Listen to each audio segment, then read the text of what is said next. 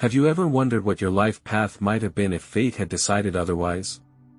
This question, full of unresolved possibilities, often remains in the shadows of our consciousness. We try to avoid facing the reflection that can open up a frightening prospect before us, an image that is alien and at the same time hidden within us. It's like a door behind which stretches an abyss, lurking in the depths of our soul. And it is not the fact of its existence that causes fear, but the realization of how easy it is to cross its threshold. Imagine an ordinary day filled with familiar activities, work, home, routine, which seems endless. Everything goes on as usual, even a little monotonous. But suddenly something changes. The foundations on which our understanding of right and wrong is built begin to crumble. What happens if the social norms that govern our behavior suddenly lose their power? Will you be able to remain the noble, worthy, and virtuous person you think you are? Or will the dark, primal side that we so carefully suppress break out, exposing a version of yourself that you never knew existed? In this article, the author invites the reader to take a dark journey into the depths of the human soul, into the area where moral principles become shaky, and good and evil intertwine in a complex pattern. This will not be a fun walk along sunlit alleys, but rather a descent into twilight, where shadows thicken, and light barely penetrates the dense veil of prejudice and self-deception. The author intends to dispel the common belief that evil is something external, alien to our nature and intended only for others. In reality, the author claims, darkness lurks within each of us, like a predator lurking in wait for the right moment. This is not a cause for panic, but rather an urgent call for vigilance.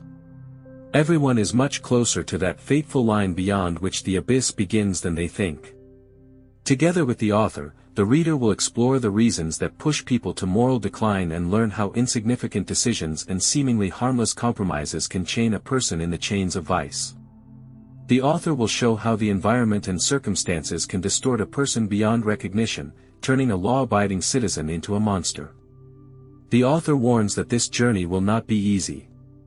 There will be no room for perfect heroes and caricatured villains.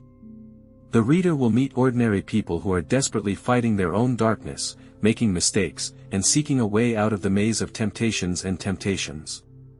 In the finale, the author will ask the reader a question that will make them think about their own nature and moral stability.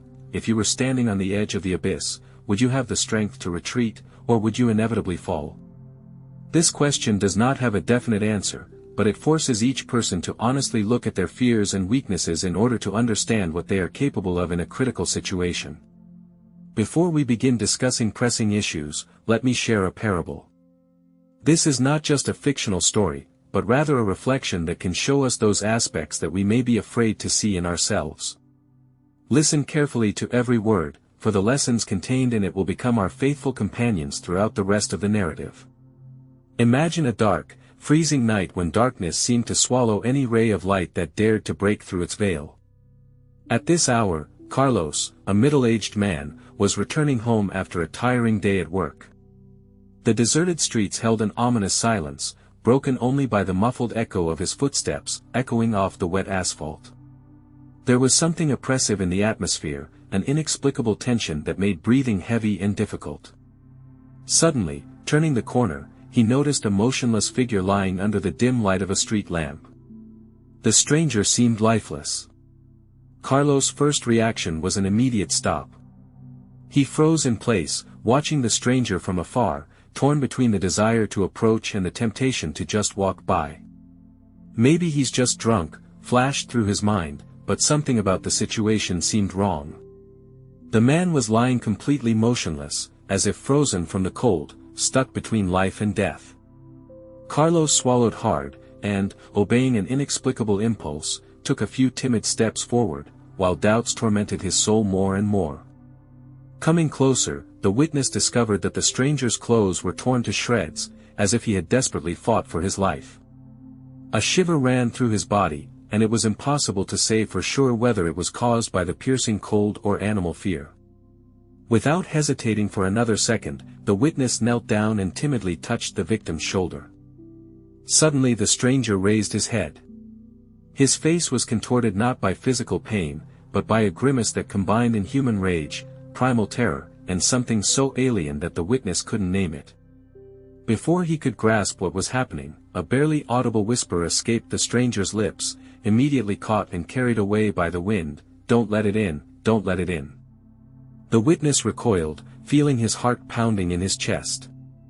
There was no one around, only impenetrable darkness, a searing cold, and this man, endlessly repeating his words as if they were his only hope for salvation. Suddenly, in the depths of the street where light couldn't pierce the gloom, a movement appeared, whether a shadow or a sinister figure, something whose presence there seemed utterly impossible.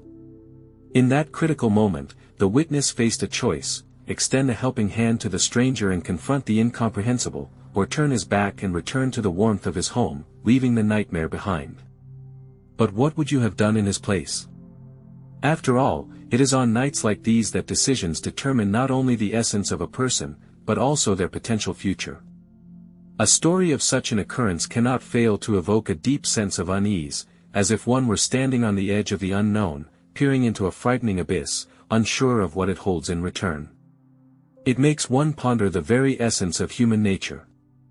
Most unsettling is the fact that each of us has found ourselves in circumstances where moral principles are put to the test, where the decisions we make reveal how close we are to that fateful line beyond which darkness lies. What drives people to reprehensible acts? Evil rarely manifests suddenly, like an explosion, rather, it is a slow and steady erosion of moral compasses.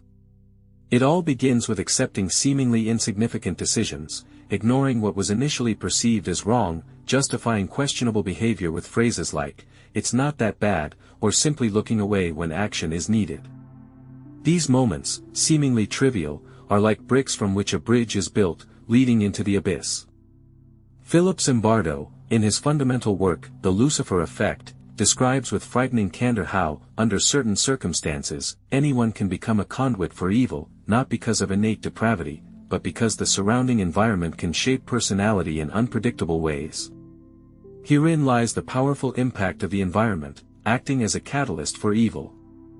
Imagine yourself as a participant in events reminiscent of the famous Milgram experiment, where an authority figure demands actions that contradict your beliefs, convincing you of their necessity and absolving you of responsibility.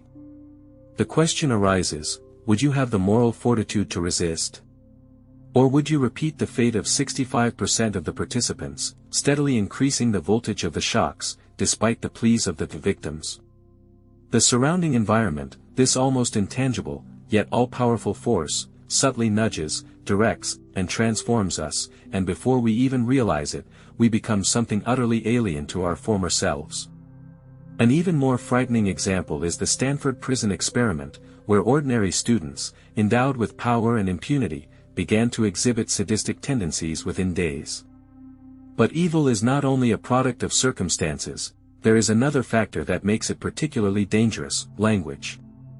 Words, used as weapons, possess a hypnotic power, capable of turning the unacceptable into a seemingly necessary measure. Torture becomes enhanced interrogation, genocide is masked as ethnic cleansing, and suddenly, what should evoke horror begins to seem justified. If we do not question such narratives, they turn us into unwitting accomplices. And it's not just a matter of days gone by. Look around, the same dynamic, veiled in sophisticated language and manipulative arguments, permeates our modern society.